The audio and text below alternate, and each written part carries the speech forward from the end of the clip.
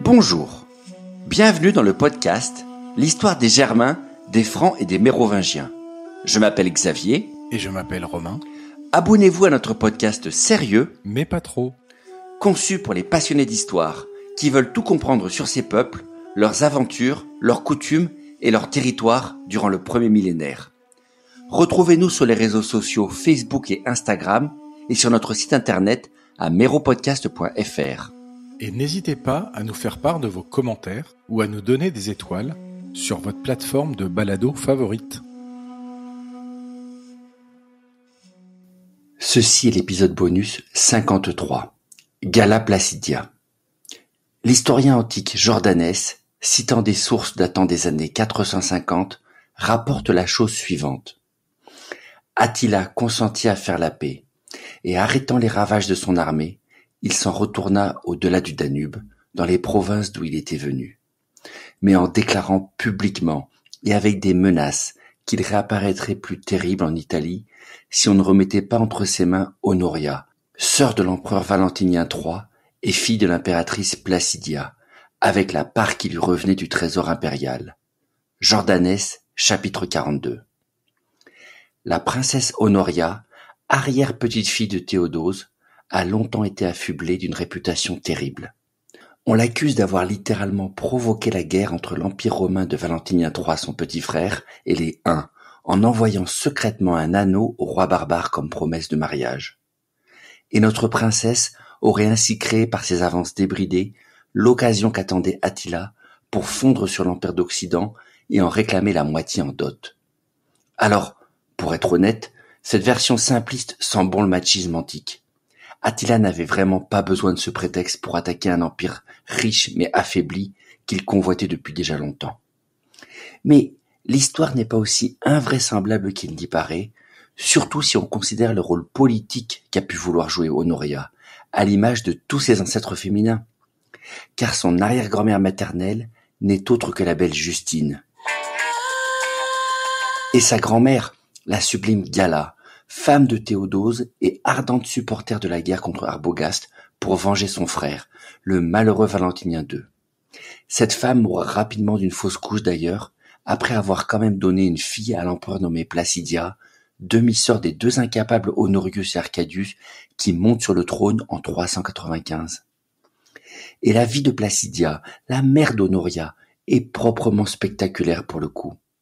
La jeune princesse, élevée à la cour de l'Ouest, tombe entre les mains d'Alaric lors de la capture de Rome en 410 et aura le triste privilège de se voir successivement mariée de force avec le nouveau roi des Goths, puis après son meurtre, au général superstar d'Honorius et co-empereur Constance III, qui décède à son tour alors qu'elle a à peine 31 ans.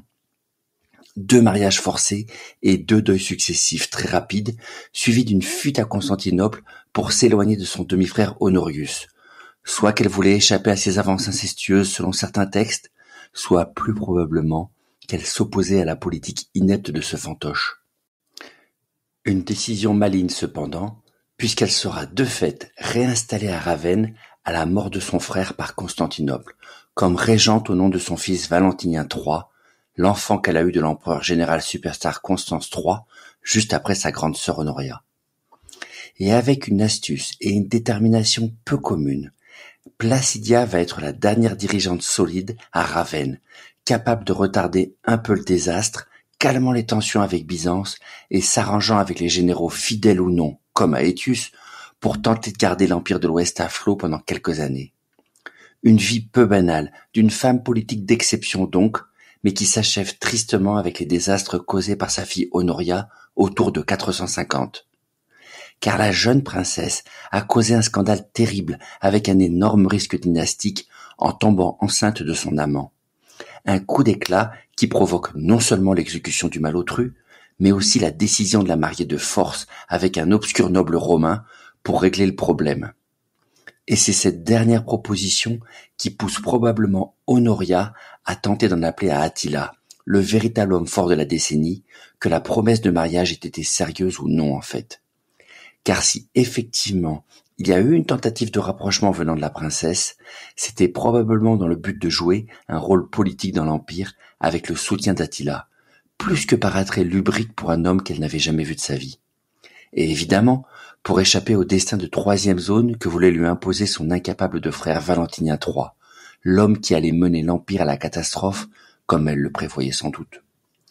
Un acte de rébellion surprise de cette princesse, qui ressemble donc un peu à la version antique du slogan moderne du XXIe siècle de ni pute ni soumise, même si le plan échouera finalement et que la princesse finira sa vie de manière obscure quelques années plus tard. Quoi qu'il en soit, ces histoires scabreuses de Romains peuvent sembler très loin du sujet des Francs et des Mérovingiens, mais pas tant que ça en fait. Car les reines mérovingiennes qui vont faire leur apparition aux côtés des rois de la dynastie sont peut-être avant tout les héritières de ces aristocrates romaines. Tout simplement parce que la fin de l'Empire du Ve siècle partage un paramètre important avec les 3 siècles du règne des Mérovingiens, c'est-à-dire l'affermissement du principe dynastique. Les derniers empereurs romains descendants de Théodose et de Constantin, comme les rois mérovingiens, vont tenter d'imposer la sacralité de leur famille pour maintenir leur lignée au pouvoir, dans la même démarche de sécurisation de leur position. Une approche qui a inévitablement eu pour conséquence de donner par ricochet un rôle politique passif ou actif aux femmes de ces familles impériales ou royales, pour le meilleur comme pour le pire. D'abord, car leur mariage devenait tout à coup un énorme enjeu politique évidemment. Leur capacité à produire un héritier de sang royal rendait inévitablement leur union une décision ultra sensible qui leur échappait littéralement à toutes. Quel que soit le niveau de pouvoir que ces femmes seront jamais capables d'obtenir, aucun exemple du Ve siècle ou des temps mérovingiens ne nous laisse croire qu'une seule ait jamais eu les mains libres vis-à-vis du choix de son époux, et que les quelques braves qui ont tenté de jouer une carte personnelle comme Honoria s'en sont repentis.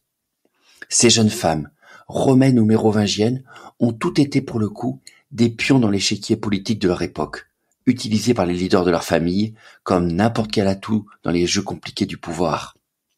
Mais ceci dit, les princesses devenues reines ont pu pour certaines prendre un tout autre rôle une fois mariées, soit en influençant l'homme à leur côté, comme ont su parfaitement le faire les Eudoxies avec le pauvre Arcadius ou les Galas avec Théodose, ou en devenant des mères à poigne comme Justine ou Placidia, capables de prendre un rôle quasiment de régente, pour employer un mot anachronique, et d'obtenir un pouvoir considérable en lieu et place de leur fils.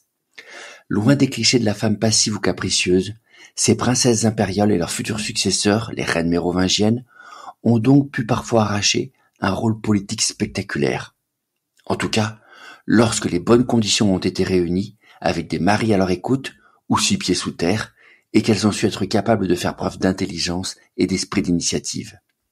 Des conditions qui vont marquer les vies de Justine et de ses 2 descendantes, Gala puis Gala Placidia, mais qui malheureusement échapperont à la pauvre Honoria, mise à l'écart avant d'avoir réussi à s'imposer politiquement. C'est ça le modèle que reprendront à leur compte un siècle plus tard quelque part au nord de la Gaule, les Clotilde, Brunehaut et autres Frédégonde, femmes de rois mérovingiens, prenant tout à coup une place spectaculaire à la mort de leur mari, pour le meilleur comme pour le pire, comme on va vite le voir.